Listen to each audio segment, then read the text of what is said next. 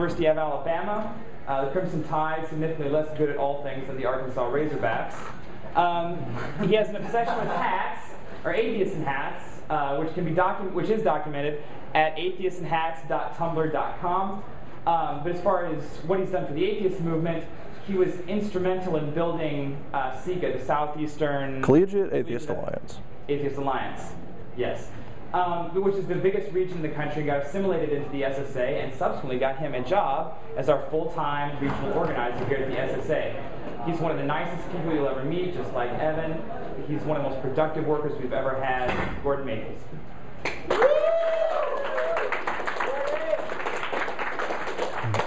Good evening, heathens.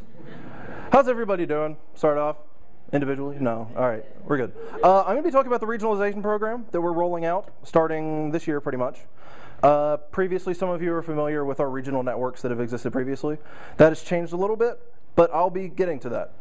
Start off, I will reintroduce myself with some glorious papyrus. As I said, I'm the regional campus organizer for the Southeast of the Secular Student Alliance. I used to be the president of Alabama Atheists and Agnostics. Founded the Southeastern Collegiate Atheist Alliance. I do Atheists and Hats, and I have a really horrible blog. So, just like everybody else. So, I'm going to talk about SSA's regionalization program. These are really the two that most people would be familiar with, are the Texas Region Secular Student Alliance, that's changed names a couple times, and SSA, which is mine in the Southeast. Let's start off with why regionalize? Why would anybody do that to themselves? Primarily, it creates effective relationships, very close effective relationships in all directions. It creates good relationships between the individual groups and the national groups, and it creates good relationships between the individual campus groups. All these things cause good things to happen. And that ratio of groups to organizer from the SSA, you might remember this from Liz's outstanding secular student, something like that. This is Crew's ratio of employee to school, and that's ours. That's not conducive to being highly effective. I think that's obvious enough. This is a way for us to lower our number there so that we can have a closer relationship and hopefully make groups stronger by doing that.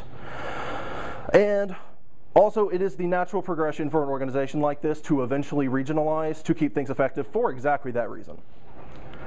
And the best reason of all is that it actually helps groups. That's really the whole point of us doing this, is to help the individual student groups, and this is a way to directly do that. What can regionalization do for my group? We're going to run through some things that regionalization has already done for the groups. Regional student conferences. There was both a fantastic one in North Texas in April, and in January I did one in Tuscaloosa in Alabama. I see some pictures from that. They had a tag team, I believe. These are two people, nobody would recognize them. More people you wouldn't recognize. And then in Alabama, other people nobody knows. Yeah, who knows who these people are. Conference meetups. These are also super fun. Kind of like here at a big conference where a lot of people are. You can organize these cool meetups where you get to meet people that are nearby within hours of each other.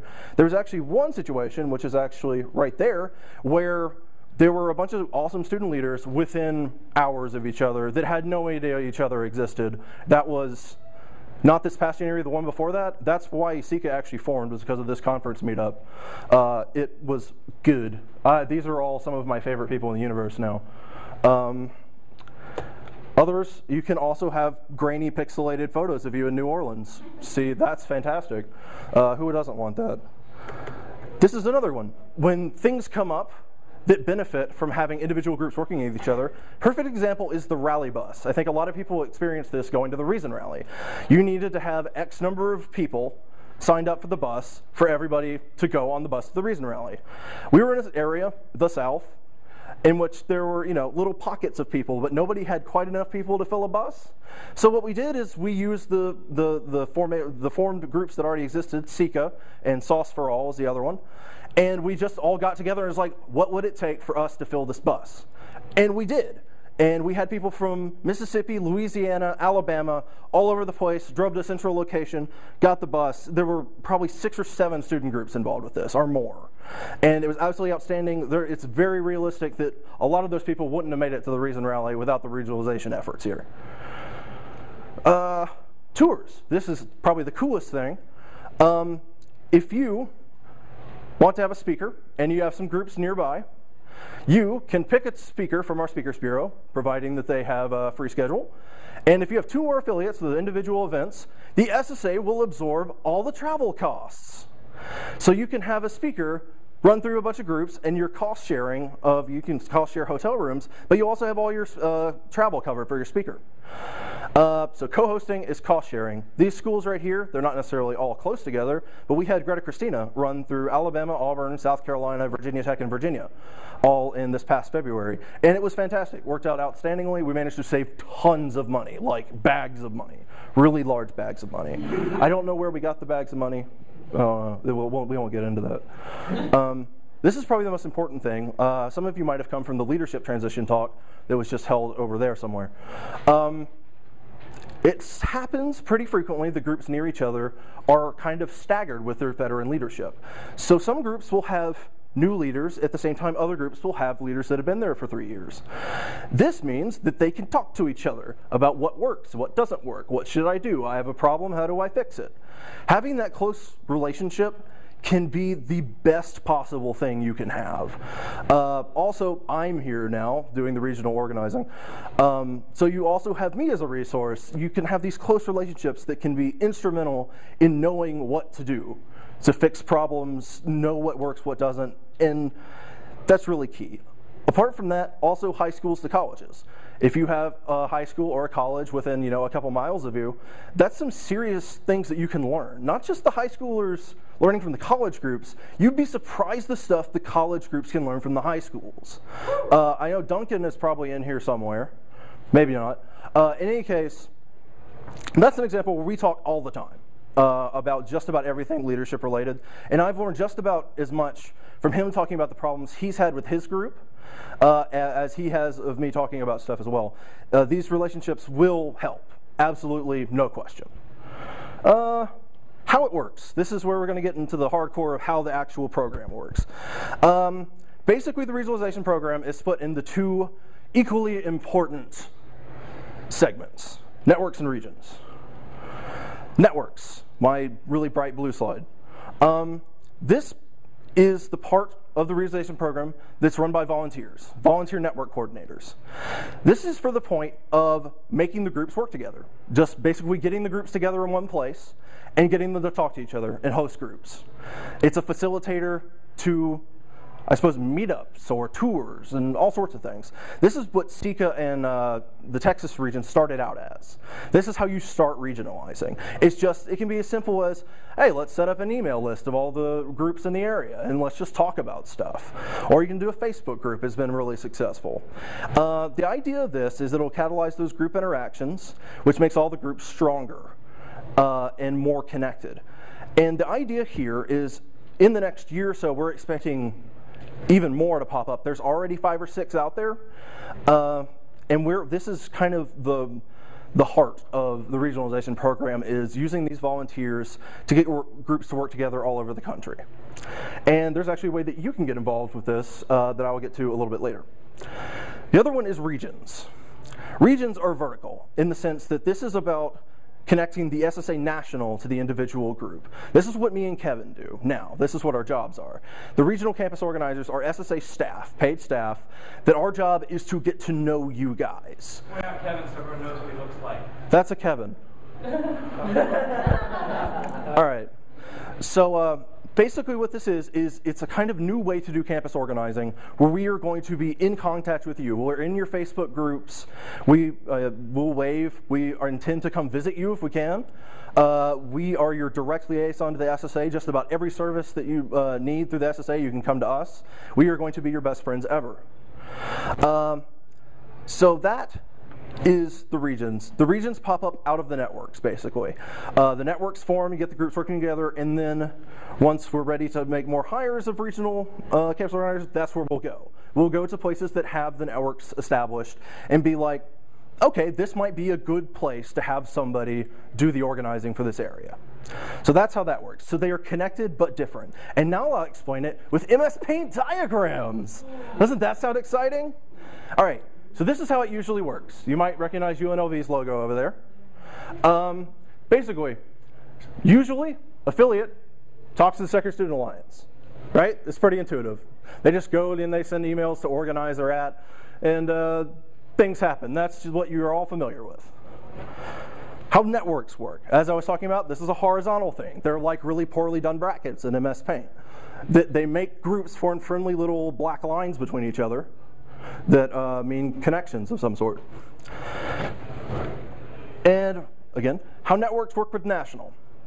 The network person isn't an SSA staff. They know a lot about what we do and you can ask them questions, but they are not actually our staff. You still have to go to the SSA, but you still have these friendly connection lines, and those are good.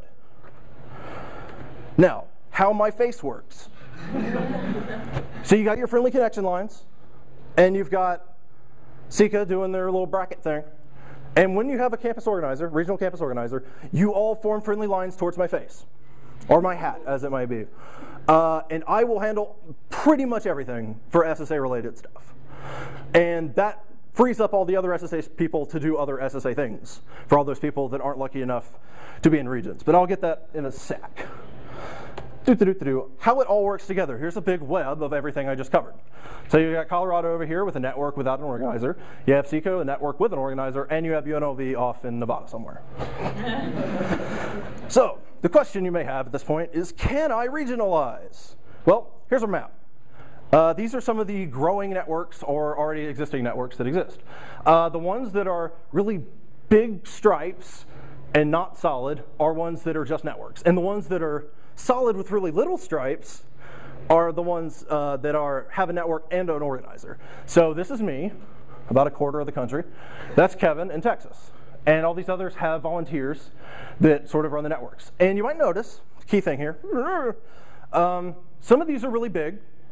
Some of them are very, very small. So basically, what you need to do is just kind of take a look at your area. Like, let's zoom in on Colorado here for a sec. You see how these groups are kind of laid out in this poorly resized image from Google Maps? It's kind of an interesting line there. It's ideal for tours as far as you bring a speaker in and they just kind of drive it up. It works out well for meetups. These are only a few hours away from each other. They've had some individual things in Denver where they've had everybody come in and do things. Works out pretty well for that kind of setup. To contrast that, here's Texas in an even worse resized Google Maps shot. You see that they're kind of clumped in some of these some of the big cities, the urban areas. That also works well for like meetups and things. But then you kind of have the people that are outliers in there. That works really well for having tours and stuff. So kind of the idea there is you can regionalize with some caution regardless of your situation. Let me explain. This is our affiliate map as of a couple weeks ago, poorly resized again. As you can see, this will probably work. If you're anywhere in there, you've got a pretty good shot. Do we have an affiliate? I'm getting to it. If you're one of these people, no.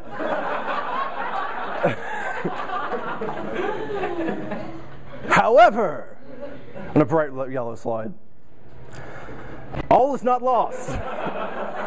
Because those areas that are regionalized, that have regional campus organizers, lowering the ratio for everybody else at the SSA has free time, more free time to work with the people that aren't regionalized. So we can send JT or Nick out in a helicopter to come pick you out of the Pacific Ocean. The end is near. I think you've already heard this before, but it's true. The end of my presentation is getting close, and I know everyone's really panicked about that. Last thing, if you want to get involved in regionalizing, we're doing training right after the conference at 3 o'clock to 5, tomorrow p.m. We're not that kind of person. the Maudine Cow Room, which is where the game room was, in the basement. And there will be food. There will be bold red food. So if you're interested in either forming a network or just learning how they work on a more detailed basis, you can come to that. Anybody's free to come. And that's the end of my presentation. I decided to do it really short so we can have questions.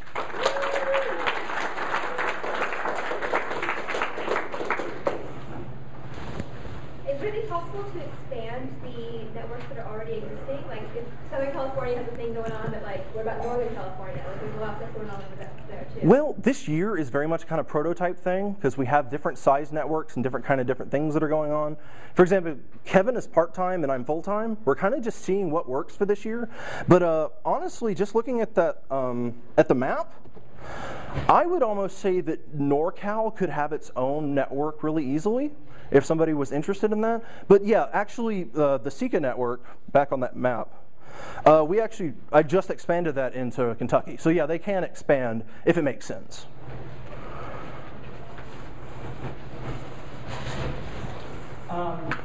At what point does it stop making sense to expand and start making sense to start a new region? So let's say Harvard wanted to start or get involved in a region there. Should we extend SSA up north, or should we start expanding down low? At that point, it really depends on group distribution. As far as, no, I don't think it would make sense to expand SSA to Boston or anything like that.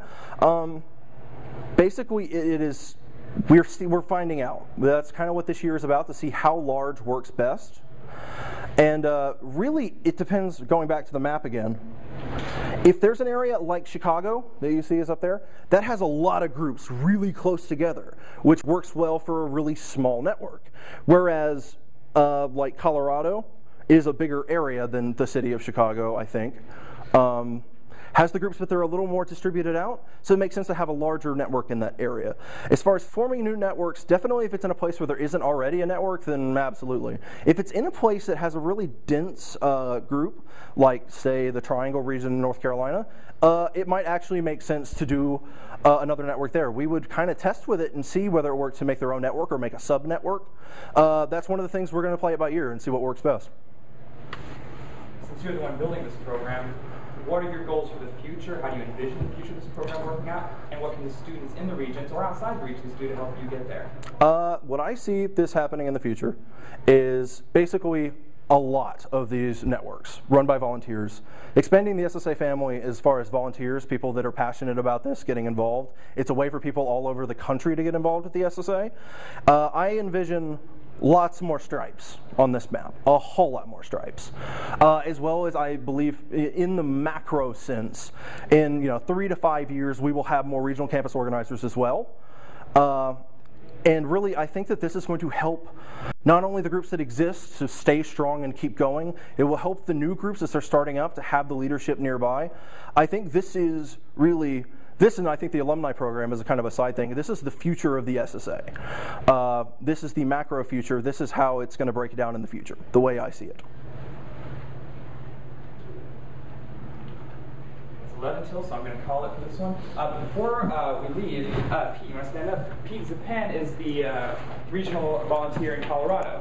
So if you're anywhere around him, give him a call. This is Kevin Butler, the regional organizer in Texas, Roan, and y'all know Gordon. Thank you guys for coming. One more round of applause for Gordon.